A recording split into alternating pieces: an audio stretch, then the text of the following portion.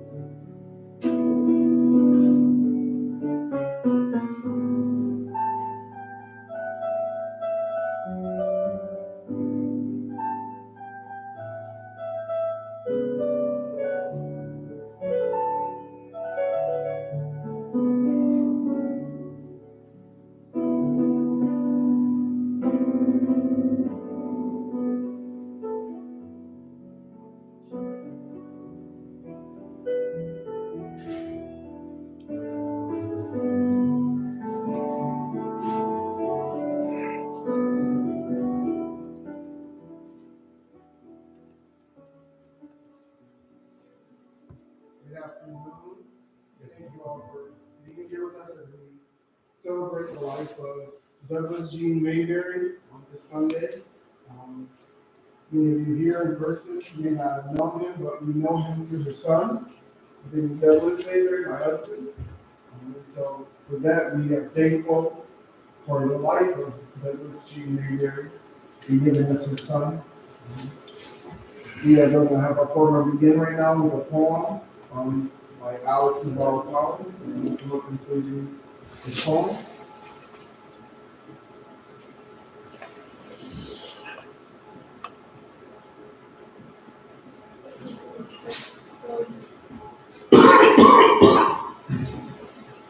This poem be made, please not to live in honor of my grandparents. No. Weep for me, though I have gone into that gentle night. Grieve if you will, but not for long, upon my soul's sweet flight. I am at peace, my soul's at rest. There's no need for tears. Perfectly love, I was so blessed. For all these many years, there is no pain. I suffer not, but fear is not gone. All gone. Put down these things out of all your thoughts. In your memory I live on. Remember not my flight from my breath. Remember not the strife. Please do not dwell upon my death, but celebrate my life.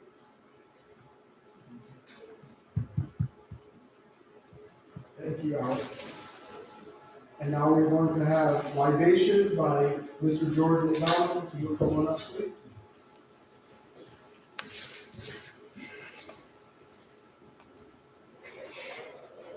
Good afternoon. I'm here to do a libation, and it is a tradition found in a lot of cultures, and we're inviting the spirits and the ancestors of our loved ones to come into the room and usher us through this ceremony. And say prayers with the family. I know this is a lot going on at this time. Louder. It's a lot going on at this time, but we're here in honor and support you. So, we don't get here alone. One breath leads to one life, and so on and so forth. And here we are at this time, at this moment, in celebration and testament of the life lived and grieved. So in the tradition of our ancestors, we call and bring forth the presence of the spirits as God is here. So, good. So we bring in Dr. Benny B. Mayberry. I say, That's right. and give thanks.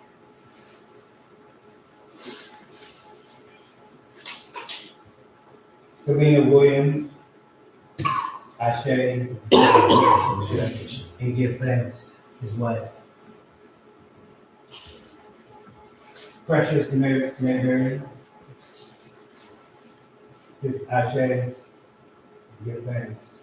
And Douglas G. Mayberry. Ashe, and give thanks. Is there anyone who would like to call in the spirit of ancestors? I call Linda Smith McDonald.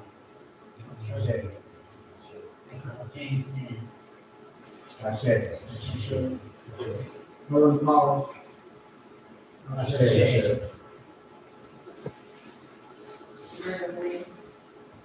Ashe.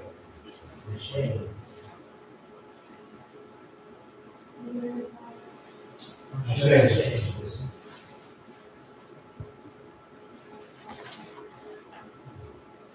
So that is all. We give thanks to the presence and the life of God, to the way showers who brought us along the way to get us here to this moment.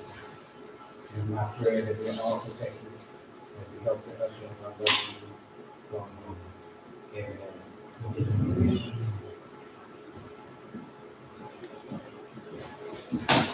And now we will have the obituary reading and tribute by Ms. Monica Settlements.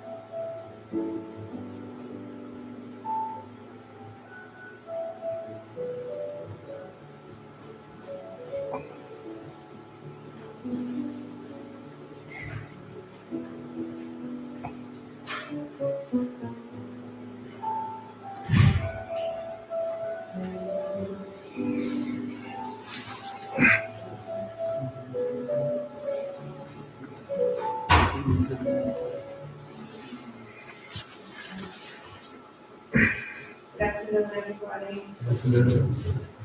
Glad that each and everyone can make it out to celebrate my cousin, Douglas Mayberry, our reading the obituary. It is with profound sadness that we announce the passing of our beloved father, grandfather, brother, and friend, Douglas G. Mayberry, who departed this life on October 6, 2024. Born on August 18, 1946, in Tuskegee, Alabama, Douglas was the cherished son of Dr. Benny Douglas Mayberry Sr. and Selena Williams. He proudly served his country, Army veteran during the Vietnam War, exemplifying bravery and dedication. Following his military service, he graduated from Howard University with a degree in accounting, paving the way for a lifetime of entrepreneurial endeavors. Douglas was a man of many talents and passions. He engaged in various businesses over the years, including real estate, consulting, legal work, and grant writing. His entrepreneurial spirit was matched only by his deep spirituality. Through his involvement with the Urantia Foundation philosophy, he authored 14 self-published books on spirituality, sharing his insights and wisdom with all who sought it, based in Urantia theology. He was known for his loud, boisterous laugh and keen business-minded thinking.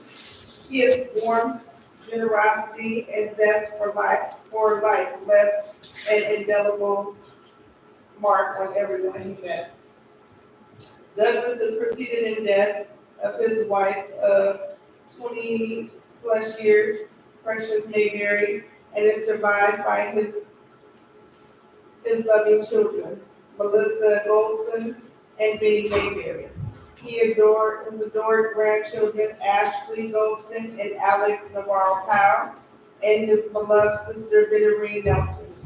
He also leaves behind numerous cousins, friends, loved ones who will forever cherish his memory. He will be deeply missed and forever remembered by all who knew and loved him.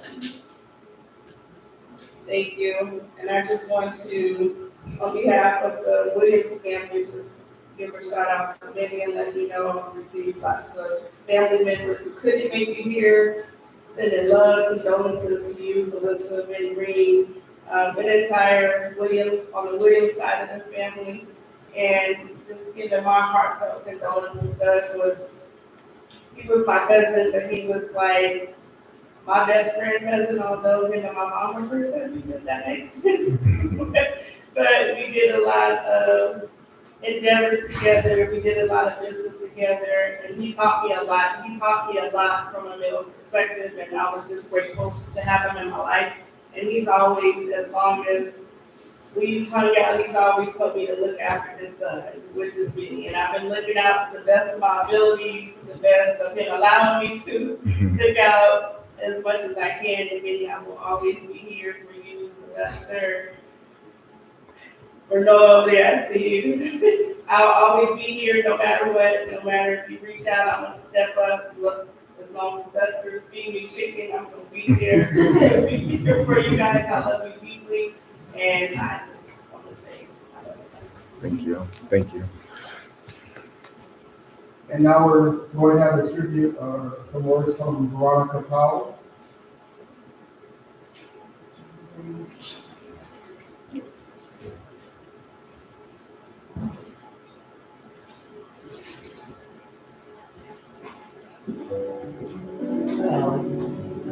I'm Lester's mom, and I just want to let Betty know that our family is behind you. And if anything that you want or need, we're just a phone call away. You know that. You know all our conversation we have about my grandson over here. Anytime, we're here. We love you. Don't you ever forget this. Thank you. You're my son. I'm going to be here. I have 4 children now, not 3, 4. I love you, baby. Thank you. I love you.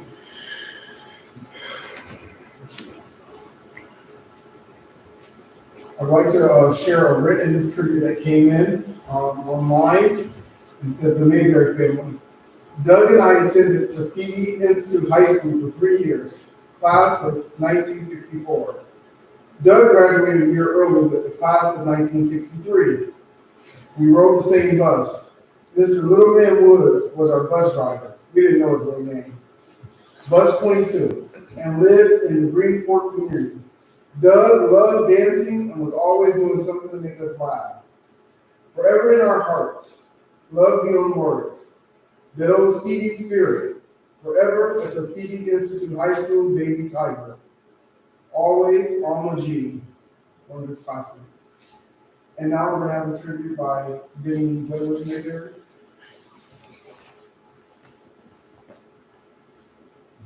Good morning, everyone. Or good afternoon. I want to start off with just a few acknowledgments. I want to thank everyone who is in attendance here today. I want to give a special thanks to my husband. I think anyone who goes through a parental passing know how difficult it is. But if you're married, you know that a lot of that stress and strain is shared by your partner. And I wanted to say a thank you to my husband for being there for me when everything got rough and when everything was easy. And I think for having both. I also want to thank my cousins, Monica, also Sheila Williams, who's live streaming from Tuskegee, Alabama. They were physically there for me as I was going through the transitions of helping my father from hospice to just when it got difficult to go to the hospital to see him. They held my hand when I didn't want to see him because I just didn't want to have the memories. They were there for me to say it's okay, and I thank them from the bottom of my heart for being there. They were deeply there when my mother passed 17 years ago, and so now they're here today, and I thank you so much, Monica. I thank you, Sheila. I also want to thank my son, Alex. I know as a child or a teenager, going and seeing your grandfather pass, whether you knew him in depth or not, it all has meaning. And I want to thank my son for his emotional intelligence. I want to thank him for his ability to empathize. And there were moments where he gave me hugs where I did not know I needed one. So I'm so thankful for you, Alex. I'm thankful for all the people who are here today. I'm so thankful for the support.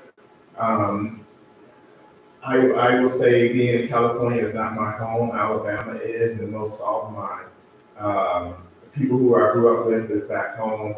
So you all being here surrounding me are with familiar faces is so blessed. It's so blessed for me because, as anyone knows, going through a death, you just need familiarity. And I'm so thankful that you all are here. I want to say to my sister, Melissa, who's in Baltimore, I love you, and Dan loves you, and to his sister, Benny Ray Nelson, he loves you, and from New York, I'm glad that you're streaming in. I will just share a few memories of my father. I know many of you here may not know him personally, but my father was deeply intelligent and deeply supportive. I was a very inventive child, very creative child. When most kids were reading novels and superheroes, I was reading science books and chemistry books, and I always wanted to know how things work. And my father, he never made me feel weird about that. He always supported my creativity. I wanted to be an inventor ever since a child, and I used to keep journals of inventions that I would come up with. And one of them was a lotion that made you fly. And it had magnets grounded up in lotion, and it was somehow paired up with the Earth's gravitational pull. And when you put it on, it was going to somehow make you levitate.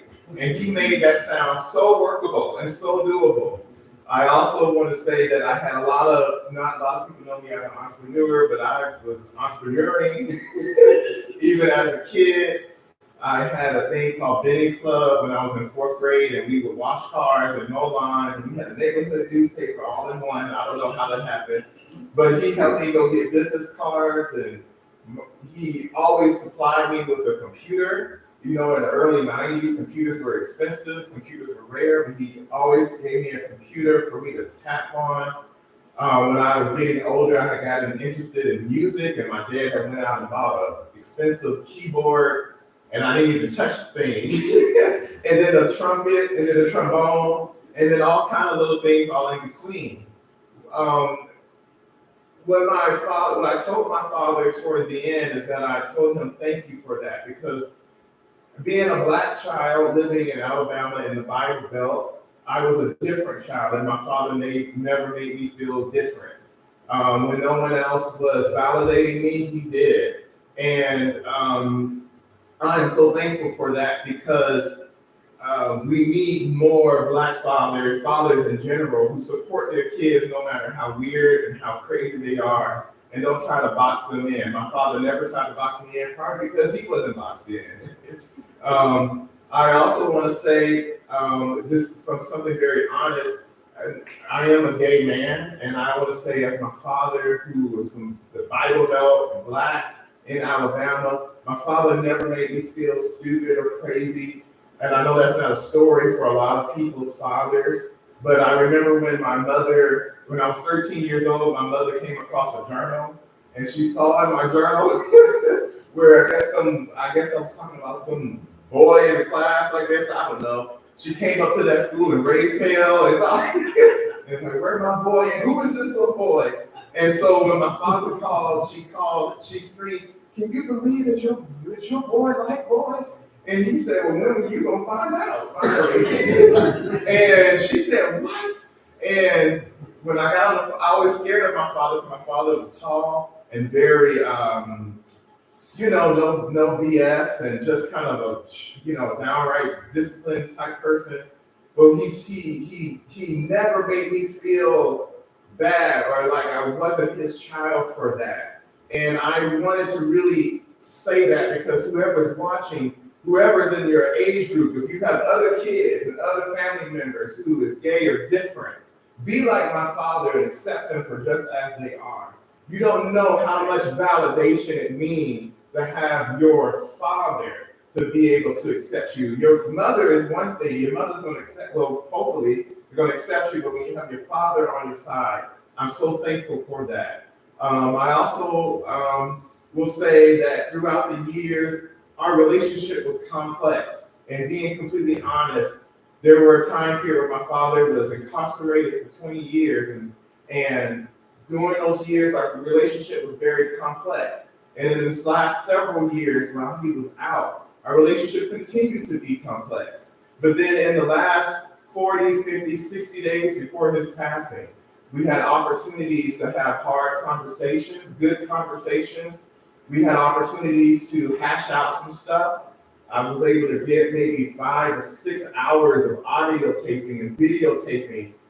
I don't have pictures of my father when we were young and all these different things, even though some of the only moments that I have with him recorded. And I want to say thankful. I want to be so thankful for those moments, because we were able to heal. We were able to talk about some things. Everything wasn't cleared up. Everything in family drama wasn't cleared up and that, but it didn't need to be. You just needed to be in that moment. And I'm so thankful for having that. And I told my father towards the end, I felt within my heart that maybe my father may have been thinking about what he could have done and maybe what he would have done. And I told him the last day that I saw him, probably towards the last moments that he heard my voice, that for everything you did do and everything you didn't do, I thank you for both. They were both significant. They were both valid. And you taught me things even if you wasn't standing there as the teacher. Your absence and your presence taught me things, and taught me things that people who had a father all their life but have never been able to learn. I'm so thankful for that. In the days since he's passed, it's been hard, it's been difficult, but I also been incredibly supported. I've had dreams about him, which I remember I had one dream about him, and I said, "Aren't you dead? Why are you here?" Like, why are you guys, it's like we just had that kind of comedy thing going on. And to all the extended people and who's watching from Tuskegee and from the East Coast, to my sister, to my aunt, we love you all very much, even if the relationships are very complex. And to all those who had a moment and assisted me when my mother passed and when I was on my own, thank you. And my father is deeply appreciative. So in this moment, just thank you. I thank you to my father. I love my father. I love you, Dad. And I just thank all of you for being here and giving me this moment. Thank you.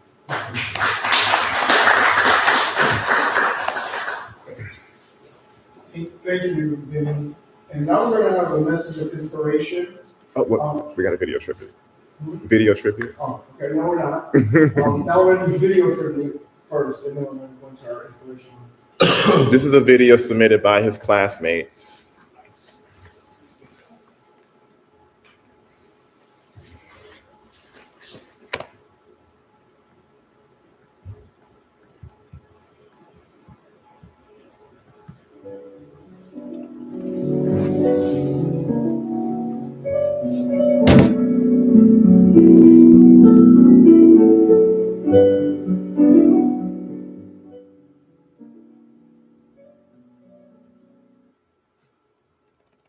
Hello, everyone. We're classmates of Douglas Jean Mayberry from Tuskegee, Alabama. Each of us has a little tribute to remember Douglas by. And first will be Ronnie Fernandez. With deepest sympathy in reference to our brother, Doug Mayberry. Anyway, I probably was the last home folk to visit with him. Not visit with him, but to talk with him and text with him. I happened to be in Las Vegas, and I chatted with him a couple times from there, and then following week I went to LA and chatted with him and texted him a few times. We had a mutual friend who was playing a jazz concert, which I went to, and actually I sent the video to Doc because he knew Henry as well, the bass player. And on the 6th, I got a text from Doc and said, I got it, Bert, I love it, thanks. And then the last text was on the 8th, my brother, I did enjoy. And that was pretty much that. But little Benny, I haven't seen you since you were a little boy, so hopefully down the road, I'll be able to get in touch with you too. All righty. Willie B. I'm Willie White. I'm a classmate of Doug's. I first met Doug when we were all in the 9th grade, and we all worked at the ABC supermarket store owned by the Bulls in Tuskegee, which my father and Doug's father had wired up. We became bad boys and good friends. I remember Doug playing baseball. I can remember Doug riding his motorcycle with Ricky Punch, and just have fond memories of Doug, and just want him to rest in peace. Oh, I can't do it. Margaret? Hi, Benny. I'm Margaret Meadows Jones, and Doug and I were classmates starting at Cambridge Children's House on the campus of Tuskegee, now University. We became good friends all through the years. As a matter of fact, Douglas was a very good dancer, and he was one of my favorite dance partners. I really miss him, and I just feel like there's a void in our class with the passing of Doug. But one day we'll meet again. So in the meantime, Doug, rest in peace until we meet again. My name is Palmer Sullins. I was a classmate of Douglas's in preschool and as well, kindergarten, I should say, and then on through Cambridge Children's House and Tuskegee Institute High School. And being from Tuskegee is very unique, but the one incident I remember that happened was when I went to Washington, D.C. for the first time to visit my pal, Arthur Carter. And I had not seen the Washington Monument. We went to the Washington Monument, and the line was so long that I decided that we'd run to the top of the Washington Monument. And that's exactly what we did. Ran all the way to the top of the monument, and something happened. There was a trillion to one chance. When I got to the top, guess who was there? Doc Douglas Mayberry. How can you be from Tuskegee, Alabama, to the top of the Washington Monument without doing it? We were going to miss Doug, and we just thought the world of him for the whole time we were classmates and beyond. So I'd like to end it with Anthony Lee, who is the class graduating class, I should say, the Stone Age class president. So Anthony.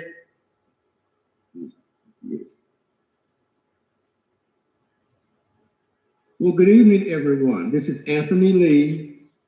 I have very fond memories of Doug. One was that the summer before I went to law school, 5 of us met at the Varner Mansion on the upper floor.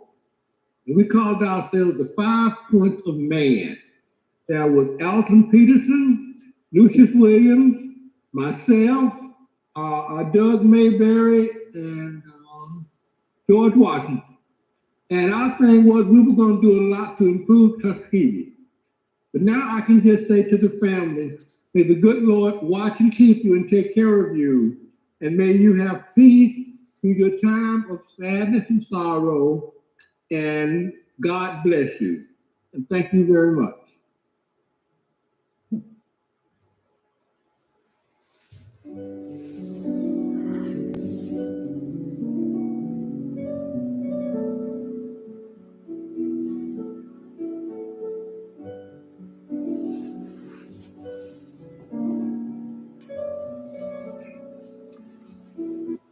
And now we'll have an inspirational message, a quote from our messenger.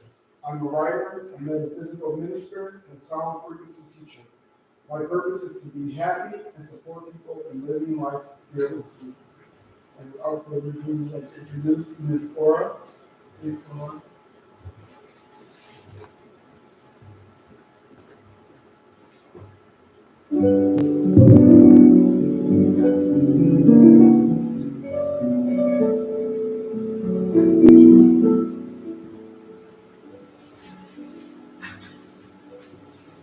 Good afternoon, everyone. First, I want to just say my personal condolences to the entire family, all friends here and elsewhere who are in this moment and in this hard place. May God bless you, soothe your hearts and souls, and may these words that were given to me through meditation and speaking with Biddy and prayer help in some way. I'm going to read a little bit, and I hope that's okay. Every one of us leaves an energy imprint upon the souls we encounter throughout life. I believe that imprint is the record that shows our ability to love without conditions. The imprint is rarely pristine. Much like our own footprint, there are spots in the print that are strong and clear. And there are also spots in the imprint that are pale and barely visible. And while reading about and meditating on Douglas Jean Mayberry's life, it's a pretty powerful name. I looked it up, it has great meaning. I saw a man struggle and triumphs with loving himself and others unconditionally sometimes. But he shined. He demonstrated love through laughter, the books he wrote, his own truth, and simple demonstrations throughout the complexities of his path here. Was his imprint perfect, strong, empathetic, clearly loving at all times? Of course not. And no one's is. We imprint each other with our love and egoic reflexes all day. Though our emotional proximity to Mr. Mayberry's passing, let me read that again. Through our emotional proximity to Mr. Mayberry's passing, We have the opportunity to embrace and accept the complexities in our own relationships. We can choose to let love lead us, even when it's difficult to express. What is important is which is the greater portion, love or our personal stuff. His life allows us an opportunity to review how we express unconditional love towards the beings, both people and animals, in our lives. Today, we are given an opportunity to review. We can review Mr. Mayberry's life and reflect on the only part that will last, and that's the moments of love, laughter, and light share. Let's share the light amongst ourselves today as a way of comfort to each other and to eliminate Douglas's path as he takes his journey back to God's source. As we each light a single candle, and I invite you to come up and do that either now or as the service goes along or after, whatever is appropriate. I invite you to come up and light a candle and for unconditional love for the soul known as Douglas Jean Mayberry. We embrace your humanity, Mr. Mayberry, and our own today. We allow the hard memories to be transmuted into useful stepping stones on the path to our purpose. Together, we say, thank you, sweet soul Douglas, for your part in this incredible journey. May your path be the light of God, and may it go always. Thank you. I'll just leave this here. Thank you. And so what we'll do is we'll light the candles after our closing remarks. Billy will join me. I just like to say I was with Benny the last time we saw his father together, and I know that he wasn't verbal at the time, but Benny said, "I love you, Daddy," and his face just had a smile. And that lit him up hearing that from me. And every time we visit before, whenever he heard your voice, that smile just creeped in, and it was there. And that's all, it's still there. And he's still looking down, and he still has that smile as he's watching over you, as he's watching over me, as he's watching over us with Alex. That smile is there. Simple words, "I love you, Daddy," is what did that for me. So I do know that brought him comfort at the end and made him smile. And I remember we played the Isley Brothers on our way out and left him rocking.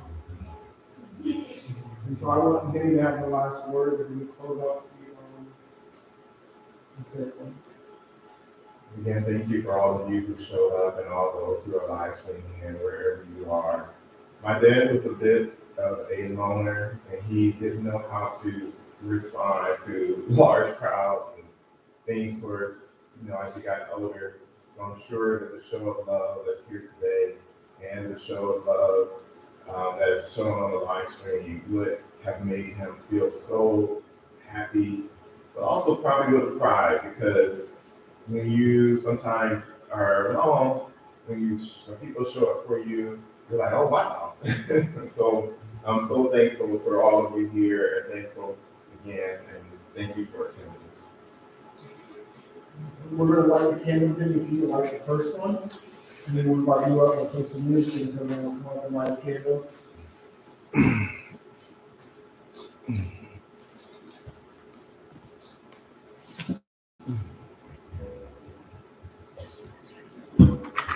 Then he has a special feeling. And so we'll like to run around him. I know she can, but if you put your phone on silent, I said at the beginning, I forgot.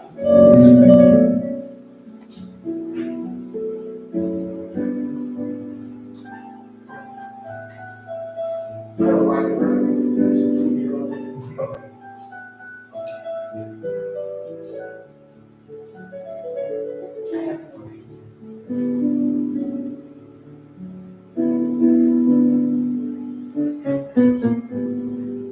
Shortly after there is Southern food. And right over in this conference room, good old Southern fried chicken, macaroni and cheese, green beans, apple pie. So get your Southern comfort on. And on the